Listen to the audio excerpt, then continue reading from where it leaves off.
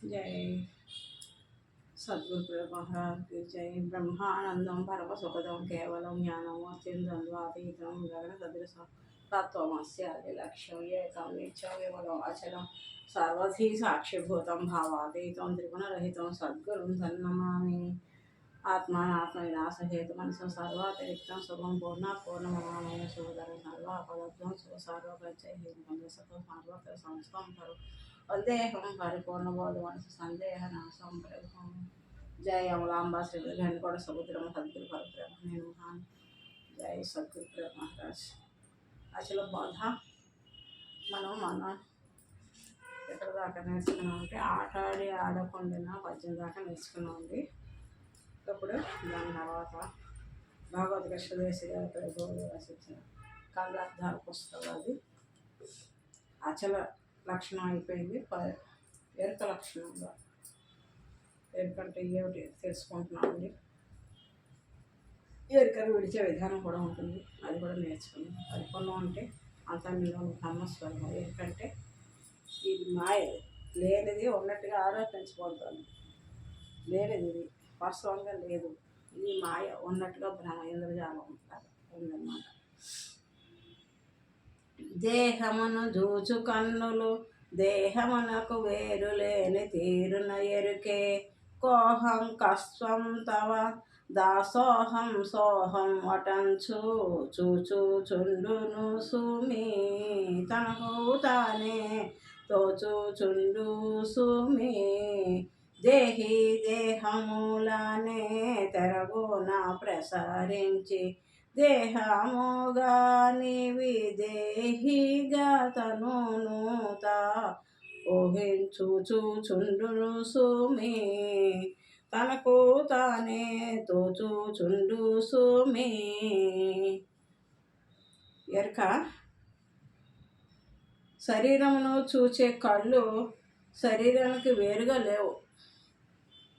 అర్థమవుతుందండి. శరీరాన్ని చూసే కళ్ళు శరీరానికి వేరుగా లేనట్టుగా అంతా నిండి నివిడీకృతమై ఉన్న బ్రహ్మస్వరూపాన్ని తెలుసుకోవడానికి శరీరాన్ని చూసే కళ్ళు శరీరానికి వేరుగా లేవు. కళ్ళు కూడా శరీరంలోనే ఒక అవయవమే కదా. అటులనే ఈ శరీరం అందలి చైతన్యమైన ఎరుక, శరీరంలో చైతన్యం అనే ఎరుక నేనెవరిని, నీవెవరవు, నేను నీ యొక్క దాసుడను, నేనే నీవు అని ఈలాగున ద్వైత భావము అద్వైత భావము తోటి తనకు తానే అనేక విధములుగా ఊహించుచుండు, తనలో తానే మోహించుచుండు. ఎరుక మనలో చైతన్యం అనే ఎరుక గుర్తెరిగే శరీరం అంటారు. అది అన్నీ తనకు తానే ఊహించుకుంటాను.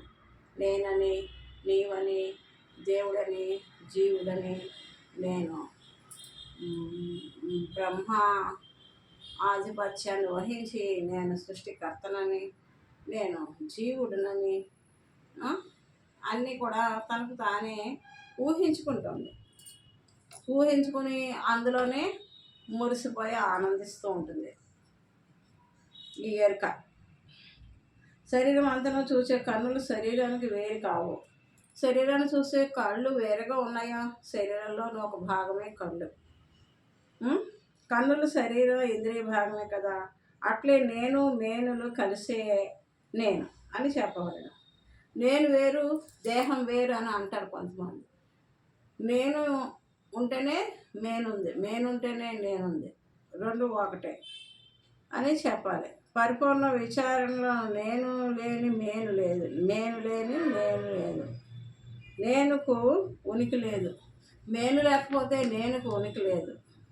నేనుంటేనే కదా నేను శరీరం వేరు ఆత్మలు వేరు అనే పలికేది ఎవరు? నేనే. నాకు శరీరం ఉంటేనే కదా అన్ని పలుకుతున్నాను, అన్ని పనులు చేస్తున్నాను. శరీరం వేరు, శరీరం నేను వేరు అంటే రెండు ఒకటే కలిసే వచ్చాయి. శరీరము నేను లేదు, శరీరం లేని నేను లేదు. నేను మేనులు కలిసియే నేను అనబడుచున్నది.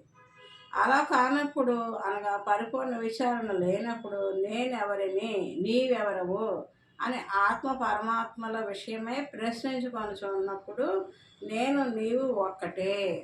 ఎందుకంటే నీలో ఉన్నది ఆ ప్రత్యేగాత్మ, నాలో ఉన్నది ఆ ప్రత్యేగాత్మ. నేను నీవు ఒక్కటే. జీవో బ్రహ్మైవ నాపరా. నేను నీవు ఒకటే. ఆత్మ పరమాత్మల విషయమై ప్రశ్నించుకున్నప్పుడు నేను నీవు ఒకటే. జీవుడు బ్రహ్మ రెండు ఒకటే. మనం శంకరాచార్యులు వారు చెప్పినట్టుగా ఏ దేవతని ఆరాధన చేస్తున్నామో ఆ దేవతా స్వరూపము, అందులో ఉన్న ఆ చైతన్యము, నీలో ఉన్న జీవ చైతన్యం రెండు ఒకటే. జీవో బ్రహ్మైవ నాపరా, జీవో బ్రహ్మైవ నాపరా అని అద్వైత సిద్ధాంతం కదా ఒకటే. జీవో బ్రహ్మైవ నాపరా అని అద్వైత సిద్ధాంతంగా కొన్ని చోట్ల నేను జీవుడను, నీవు పరమాత్మవు, నేను తవ దాసోహం, నీ యొక్క దాసుడను, నీవు పరమాత్మవి, నేను జీవుడును, నేను నీ దాసుడును అని కొంతమంది ఆ సేవలో ఉంటారు. నీవు రక్షకుడు, రక్షించేవాడు అంటే సుప్రీం అన్నమాట. గాడ్ ఈజ్ సుప్రీం, రక్షకుడు. నీవు రక్షకుడు అని ద్వైత భావముతోను, మరి ఈ శరీరం నశించినది, నేను ఆత్మస్వరూపుడను, అమృతుడను, కనుక ఈ శరీరము నేను కాదు అని అంటారు. శరీరం ఆత్మ నాశనం లేనిది అంటారు కదా. మరి నీవే ఆత్మస్వరూపం. నేను ఆత్మస్వరూపం అయినప్పుడు నేను నశించేదాన్ని కాను. శరీరం నశిస్తుంది కానీ ఆత్మ నశించదు కదా. అందుకని నేను అమృత స్వరూపం, శరీరం నశించింది నేను కాదు అని ఇట్టి విధములుగా అనేకముగా తనకు తానే తర్క వితర్కములతో భాషించుచు ఊహించుచుండు. ఎవరే ఊహిస్తున్నారు ఇవన్నీ? ఎరుక, మనలో ఉన్న ఈ ఎరుకే ఇన్ని విధాలుగా విచారణ చేసుకొని ఊహించుకుంటూ ఉంటుంది. ఈ రెండును అన్యోన్యాశ్రయమైనది కనుక రెండు కాదు. ఈ రెండు కూడా ఎరుక, దేహం రెండు కూడా అన్యోన్యాశ్రయం. ఒకటి లేదో ఒకటి రాదు కాబట్టి రెండు ఒకటే కాబట్టి ఇవి రెండు కాదనమాట. జగత్తు నేను ఆత్మస్వరూపుడును, అమృతుడును, కనుక ఈ శరీరం నేను కాదు అని ఇటు విధాలుగా అనేకముగా తనకు తానే తర్క వితర్కములుగా భాషించుతూ ఊహించుకుంటూ ఉంది. కానీ నేను లేనిదే శరీరం కానీ జగత్తు కానీ లేదు, జగత్తు కూడా లేదు. నేనుంటేనే జగత్తు. మీరు గాఢ నిద్రలో ఉన్నారు, అప్పుడు మీకు ఏముంది? జగత్తు ఉందా, శరీరం ఉందా? ఏముంది? ఏమి లేదు. మళ్ళీ మెలకువలోకి వచ్చాక మీకు అన్నీ ఉంటాయి. అందుకని నీతో పాటే నీ జగత్తు, నీ దేవుడు, నీ శరీరం, నీ కుటుంబం అన్నీ నీతోటే, సమస్తం నీతోటే. నువ్వు లేనప్పుడు ఏది లేదు. నీతో పాటే అన్నీ లయమైపోతున్నాయి. నీ గాఢ నిద్ర సుషుప్తిలో అవన్నీ లయమైపోయాయి. మళ్ళీ మన తాళంపుతోటే అన్నీ ప్రత్యక్షం అవుతున్నాయి. ఈ శరీరం కానీ జగత్తు కానీ లేదు. జగత్తు లేనిదే నేను ఉండను. ఈ రెండులో అన్యోన్యాశ్రయమైన అది కనుక రెండు కాదు. దేహము కన్నులు ఒకే దేహం యొక్క అవయవముగా భాగములే అన్నట్లుగానే నేను దేహి, దేహము, కర్మ, జగత్తు, ఆత్మ, జగత్తు ఇవి రెండుగా తోచుచున్నప్పటికీ ఆశాంతం విచారిస్తే రెండు ఒక్కటే కానీ రెండు కాదు. పరిపూర్ణ పరబ్రహ్మం మాత్రమే శాశ్వతమైనది. అది ఆత్మ జగత్తులకు అతీతమైనది. అర్థమైందా? ఈ నేను, ఈ జీవుడు, జగత్తు ఇవన్నీ కూడా ద్వంద్వాలన్నీ కూడా పరిపూర్ణ పరబ్రహ్మానికి సాటి కాదు. పరిపూర్ణ పరబ్రహ్మం ఒక్కటే నిలిచి ఉండేది, సనాతనమైనది. పరిపూర్ణ బ్రహ్మం మాత్రమే శాశ్వతమైనది. అది ఆత్మ జగత్తులకు అతీత. ఆత్మ జగత్తులు వస్తూ ఉంటాయి, పోతూ ఉంటాయి. అవి నశించేది మళ్ళీ ఉత్పత్తి స్థితి లయాలు కలిగి ఉన్నది. అది ఎరుక. దాన్ని దాటినది పరిపూర్ణ సనాతనమైనది, ఎప్పటికీ నిలిచి ఉన్నది. ఎరుకలేని పరిపూర్ణ స్థితి. జై సద్గురు. పిండ బ్రహ్మాండంబులు రెండును, ఆరంటిలోన రెండు అహమ్ములు, ఈ ఖండంబులు నాలుగును గూడి అఖండంబగు ఎరుక రూపు గణరామా తండ్రి. ఇది తెలిపిన ఘనుడే తల్లిదండ్రి, ఖండ ఖండంబులుగా కనిపించే ఎరుకనే దండి దనేటి యుద్ధండుల కలనైనా గణరామా తండ్రి ఇది తెలిపిన ఘనుడే తల్లిదండ్రి.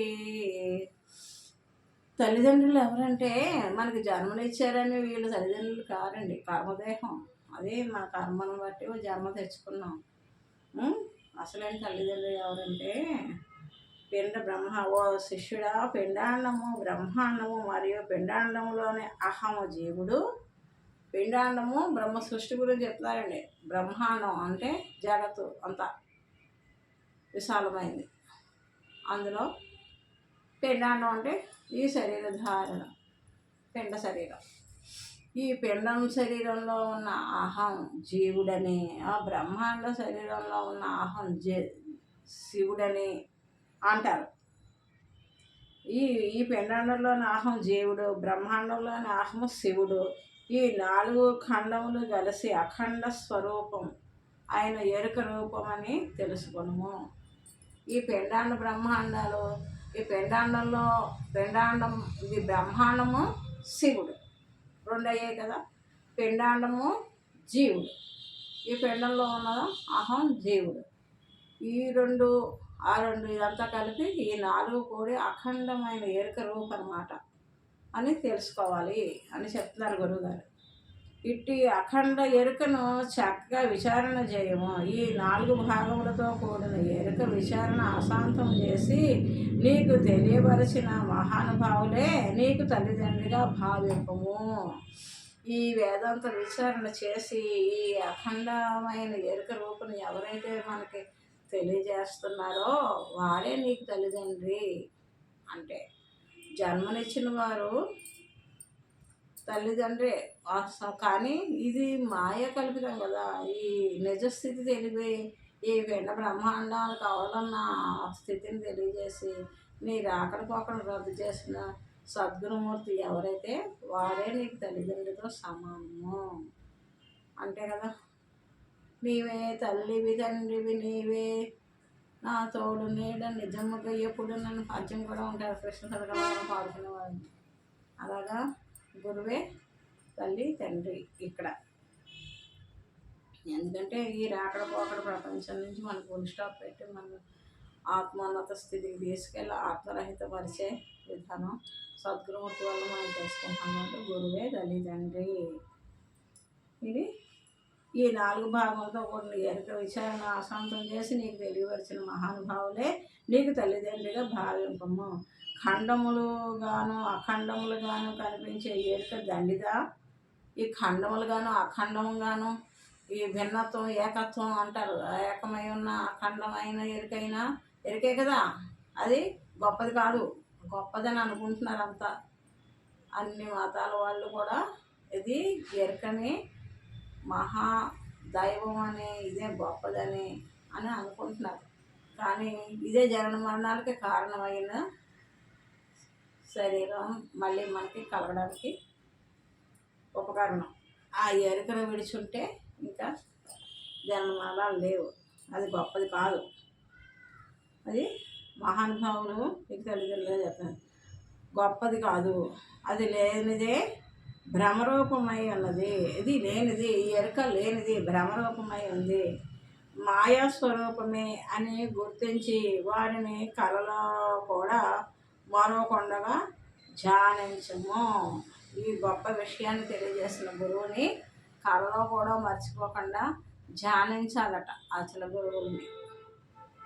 ఈ జన్మ మరణాలు దాటించే వారధి సద్గురువులు, వారిని కలలో కూడా మర్చిపోకుండా ధ్యానించాలట. ఈ శరీరము పిండాండము జగత్తుతో కూడినదంతయు బ్రహ్మాండము. ఈ శరీరము పిండాండము జగత్తుతో కూడినంత బ్రహ్మాండము. ఈశ్వర పురుషుని బట్టి బ్రహ్మాండమందలి చైతన్యము జీవుడు, పిండాండమందుల చైతన్యము జీవుడు, బ్రహ్మాండమందుల చైతన్యము శివుడు. అనగా పిండాండము జీవుడు, బ్రహ్మాండము ఈశ్వరుడు. ఈ 4 ఖండములు కలిపి అఖండ ఎరుక స్వరూపమును. ఇది అఖండ ఎరుక యొక్క పూర్ణ స్వరూపము.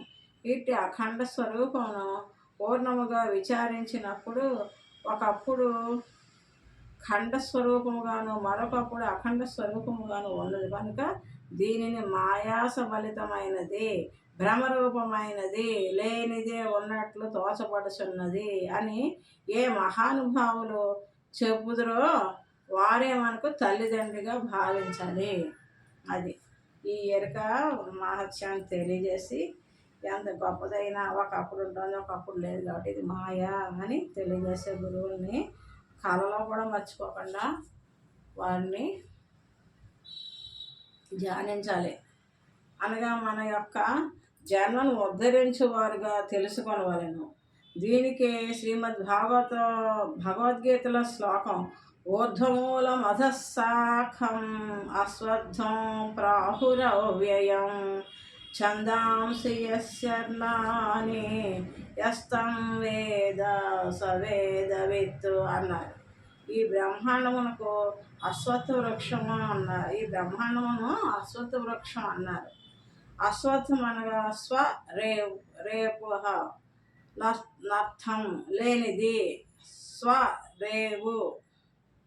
రేపు స్వ అంటే రేపు, నర్థం అంటే లేనిది అని భావం. ఈ బ్రహ్మాండము నిన్న లేదు, ఇప్పుడు ఉన్నది, రేపు లేదు అనగా భూత భవిష్య వర్తమాన కాలంలో భవిష్యత్తులో లేదు, భూతకాలంలో లేదు, వర్తమానం మందు మాత్రమే ఉన్నది. భూత భవిష్యత్తులో లేనిది వర్తమానం మందు మాత్రము ఉన్నట్లుగా మాత్రమే తోచబడుతుంది. భూతకాలంలో లేదు, భవిష్యకాలంలో ఉండదు, వర్తమానంలో ఉండదు. నిజమా? ఉన్నట్టుగా తోచబడుతుంది, లేదు. అర్థమందున ప్రతిబింబం. శ్రీరామచంద్రుడు చిన్నప్పుడు మరి కౌసల్య దగ్గర గారాలుగా ఏడుస్తూ ఉంటాడు. అన్నం తినమంటే తిండు. నాకు చందమామ ఆకాశంలో చందమామ చూపించి నాకు చందమామ కావాలి అని ఏడుస్తున్నట్ట. ఏడుస్తుంటే అప్పుడు అంతకుముందు ఆమె పాట పాడి చందమామ రావే జాబిల్ రావే పాడి బుజ్జగించింది కొడుకుని. ఏడుస్తుంది, మారం చేస్తుంది. చిన్నపిల్లలు మారం చేస్తారు కదా ఒక్కోసారి, ఎందుకు ఏడుస్తారో మనకు తెలియదు. అలా ఏడుస్తుంటారు ఒకసారి. ఆ తల్లులు బుజ్జగించి మందలిస్తే వాళ్ళు పాట పాడతారు, మై మరిపిస్తూ ఉంటారు. అలాగే చందమారాలు జాబిల్లారు పాడి ఉంటుంది ఆవిడ కౌసల్య. అయితే ఈ శ్రీరామచంద్రుడు గట్టిగా పట్టు కూర్చున్నాడు. నాకు చందమామ కావాలి అని కూర్చున్నాడు. ఎక్కడి నుంచి వస్తుంది ఆ తల్లి చందమామ? ఆకాశంలో చందమామ తేడా సాధన ఎక్కడి నుంచి వస్తుంది? తేలేదు కదా. అప్పుడు ఏం చేస్తాడంటే దశరథ మహారాజు ఒక అర్థం తీసుకొచ్చి చందమామ అద్దంలో కనిపించేలాగా శ్రీరామచంద్రుడి దగ్గరగా పెట్టాడు. ఇదిగో చందమామ అనేసి చూపిస్తే అప్పుడు రాములు వారు చందమామ నా దగ్గరకు వచ్చింది అని అద్దం దగ్గర చందమామ చూసి ముద్దాడి అన్నం తినేశారు. అలాగా ఇది లేనిది. అక్కడ చందమామ ఉందా? అద్దంలో లేదు. అక్కడ భ్రమ కల్పింపబడింది, ఉన్నట్లుగా తోచబడింది అద్దంలో. కాబట్టి దాన్ని మనం ఈ ఉదాహరణగా తీసుకోవచ్చు. ఈ బ్రహ్మాండం అంతా లేదు, ఉన్నట్టుగా తోచబడింది. ఇది లేదు, ఉన్నది పరిపూర్ణ పరబ్రహ్మమే అంతా నిండి ఉంది, ఇది మాయా కల్పితం అని ఎవరైతే మనకి తెలియజేసి మాయ లేని నిజస్థితిని చూపిస్తారో వారే తల్లిదండ్రి, సద్గురువు. జై గురుదేవ. సద్గురు చరణం భావయ హరణం, సద్గురు చరణం భావయ హరణం, సద్గురు చరణం భావయ హరణం. జై గురుదేవ.